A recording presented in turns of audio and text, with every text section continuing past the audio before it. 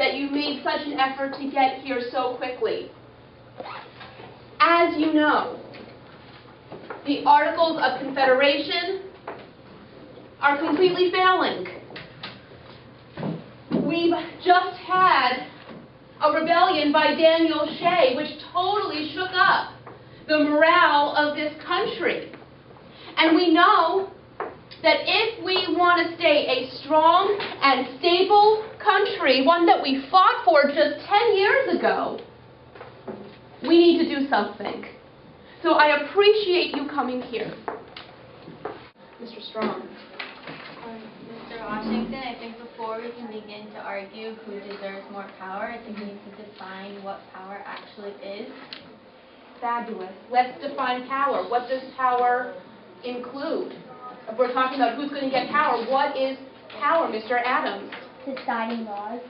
Okay. Is that something we all agree with, Mr. Hamilton? Mr. General Washington, I respectfully disagree. Having power is the ability to control a nation or a group of people and be able to run the country the way you want to run it. Or so power equals control and running the country.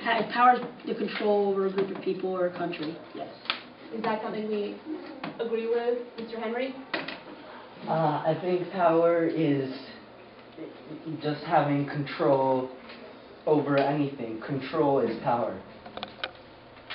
So it doesn't necessarily mean a government, just control. It doesn't necessarily mean government. Power is just you control. Mr. Sherman? I respectfully disagree with that. Okay.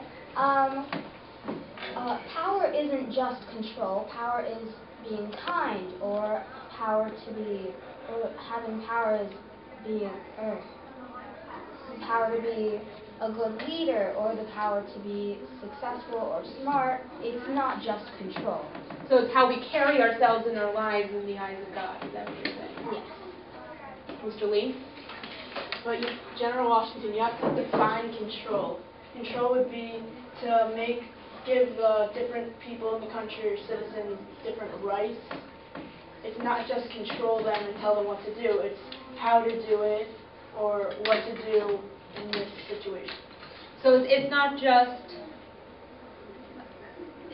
control is also giving people their rights and their natural rights and their liberties and their life. Is that something we agree with Mr. Strong? General Washington, just a question for them. Can control also take away their rights or only give rights? Good question. Does control mean giving away rights besides just giving rights, Mr. Jerry? Gary? Okay. General Washington, I think it all depends on whether we have good leaders, and we have to just make sure that we institute the right leader to have the control.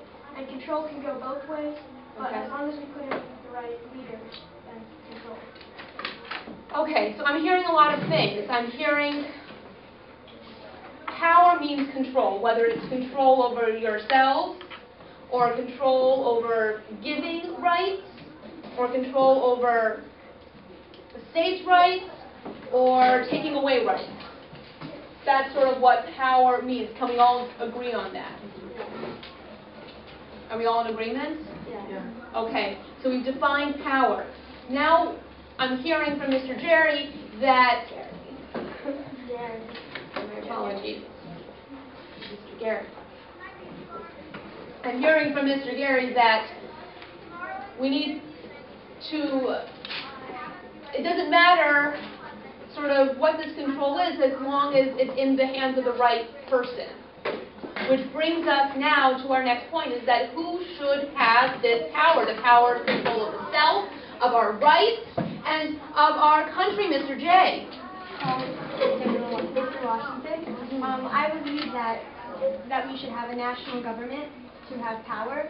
As you can see, the states having power did not work very well. We had rebellions and we had chaos, which could not be controlled because there was nobody to control it other than the states. And the states could not work together because they were all very separate in terms of their power. That's true. That's what I'm hearing, Mr. Yates. Yes, but Mr. Ashton, yes, but if we have if all the states are doing it, then it's unity, like we always talk about and what we want. And if the national government controls it, it's completely going to go downhill, and we're going to have no country. And what was all that work for? Why did we fight in the Revolutionary War? We fought to get rid of that, and we're just going to get it right back. Mr. Bedford? Ms. General Washington previously said by Edmund Randolph that we need a compromise. I agree with this. I think we do need a national government to control, although I think the national government's power should be limited, because we still need the power to protect the smaller states, although we can't give them too much power, because then they will destroy the smaller states, the bigger states with more population. So you're really worried about the smaller states? Yes. And their rights? Yes. And that if the national government is too powerful, who's going to suffer? Not the people, but the smaller states. Very interesting. Mr. Lee. So when you talk about power, it also shows taxes. And if the national government would have a lot of power, they would have one tax over the whole country. Right. And that would not work out because, for example, Massachusetts needs a higher tax. Why is Massachusetts need a higher tax? Not that they need a higher tax, but there's more in the smaller states. Right. So taxes should be less because there's less people, but more people in bigger states should have higher taxes. Oh, so now we're talking, so now people in the bigger states need to have the higher tax. There should be a difference between and there should be a the big and the difference small between states. it because of the size of the state. I bet you Mr. Becker would agree with that.